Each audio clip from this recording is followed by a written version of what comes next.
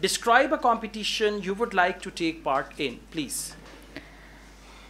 Competitions give you a good energy to move ahead in your life. So if I get a chance, I would like to participate in the competition of flower arrangements. And why I'm going to choose it, why I would like to choose it, because of its colorful display and its interesting activity. I would like to use different colors to show the different patterns of flowers and their shapes. And moreover, I can add some creativity in it. Unlike science competitions, there are no rules in flower arrangement competition. So I would definitely go for that if I get a chance.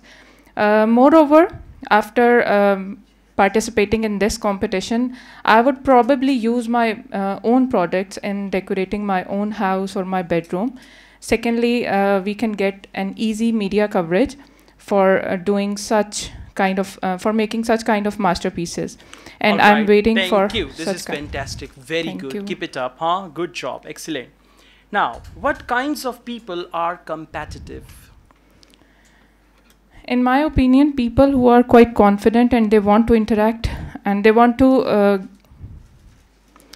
in my opinion, people who are quite confident and want to get interacted in the society, they love to participate in competitions.